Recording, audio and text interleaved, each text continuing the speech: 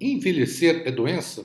Olha só que matéria interessante publicada no site da UOL, Viva Bem.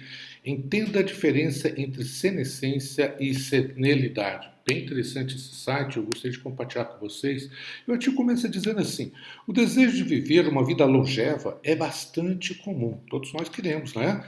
No entanto, muita gente teme adentrar a velhice por associar essa fase de vida a uma doença, a uma etapa de doença. Então, muitas vezes a gente confunde, né?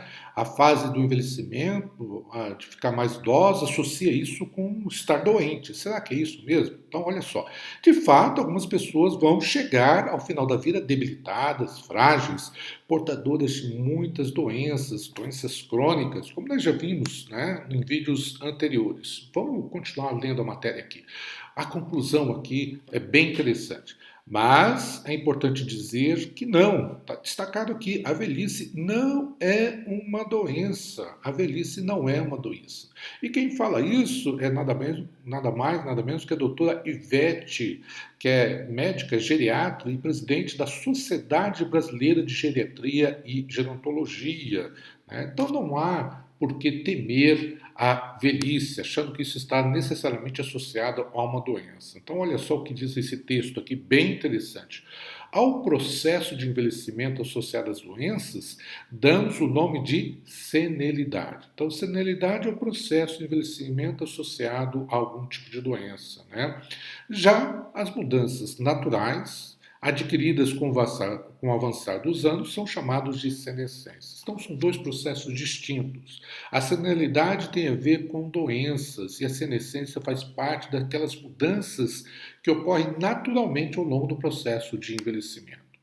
Diz ainda o artigo. A questão é que muitas vezes esses processos, senilidade e senescência, se confundem. E aqui tem um exemplo. A memória, por exemplo, acaba sendo um pouco reduzida com a idade, faz parte, né? Há uma diminuição dessa capacidade de aprendizagem, de memória, mas esquecer-se ou atrapalhar-se com algo que já se devia saber pode ser um sinal de problemas mais sérios. Se esse esquecimento acaba interferindo no dia a dia da pessoa, nos seus compromissos, nas suas atividades sociais, isso pode ser um sinal de algum tipo de doença também precisa ser investigada, né?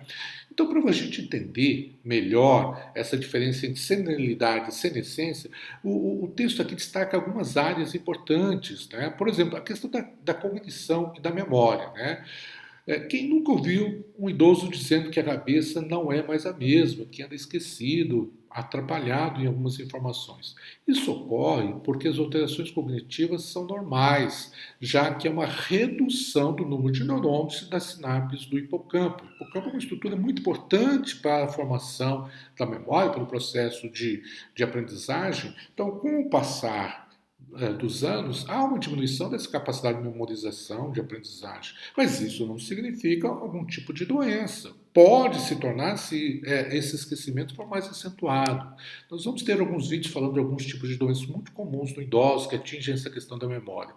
Uma outra área muito importante para a gente entender a diferença entre senilidade e senescência são os sentidos, a área dos sentidos, né? Por exemplo, existem alterações normais, esperadas da visão, a acuidade visual diminui, a questão da audição também diminui com o passar dos anos e sem significar nenhum tipo de doença, né? Nós também podemos ver mudanças, alterações frequentes, comuns, esperadas no sistema cardiovascular. No sistema cardiovascular. Por que isso acontece?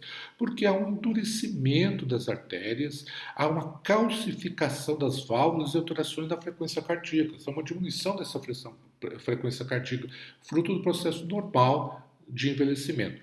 Contudo, em algumas situações, quando a pessoa já possui algum doença correlacionada, como pressão alta, colesterol, essas alterações podem ser mais acentuadas, né? Alterações também estão presentes no sistema respiratório, a capacidade pulmonar encontra-se diminuída, né, na pessoa idosa. É claro que algumas pessoas podem ter também alterações, né? Essa capacidade respiratória diminuída leva a um cansaço nas suas atividades físicas com frequência em relação a pequenas caminhadas, tá? Mobilidade, uma outra área também importante, né? Por que existe um comprometimento nessa capacidade de locomoção? Porque é uma perda natural da massa muscular e ela é progressiva, então isso cria dificuldades para fazer a caminhada, né, executar as atividades também do dia a dia. Tá? Por fim, uma área importante também, né, que ocorre ao longo do processo normal do envelhecimento é na aparência. Né? Por que isso ocorre? Há uma perda gradual do colágeno, uma substância muito importante para manter a rigidez da pele, e o aparecimento de manchas e lesões são alterações comuns na pele envelhecida. Então, isso faz parte do processo normal do envelhecimento. Né? Então, é muito importante estarmos atentos a essas alterações. E aqui o texto conclui falando um pouquinho, né, do que nós devemos fazer para nos auxiliar na prevenção dessas doenças naturais do processo ou desse desgaste natural do processo de envelhecimento. Aqui diz o seguinte: o mais importante que a idade do RG, que a idade do seu nascimento, é a combinação genética e estilo de vida que deve levar em conta a vida toda. Então não é só a genética, não são só os anos, mas também o estilo de vida. Olha só que dado interessante. Alguns estudos mostram que a carga hereditária pesa entre 35% a 45% na nossa saúde. Em outras palavras, mais de 50% da nossa saúde não vem da nossa herança genética, mas vem do nosso estilo de vida. Por isso, é muito importante essa informação, né, de práticas saudáveis que promovam a qualidade de vida da pessoa idosa. E aqui algumas recomendações, né? Quais são os cuidados ou áreas que nós devemos ter cuidado para a prevenção das doenças comuns da pessoa da terceira idade. Né? Boa alimentação, onde nós abstraímos os nossos nutrientes, fortalecendo a massa muscular, né? Proteínas, vitaminas, fibras, uma boa hidratação também é fundamental. Exercício físico, todos nós sabemos, né? Isso é muito importante, estar ativo, não sedentário. O exercício cognitivo, a atividade lúdica é muito importante para a nossa saúde mental, em especial para o processo de aprendizagem e memória.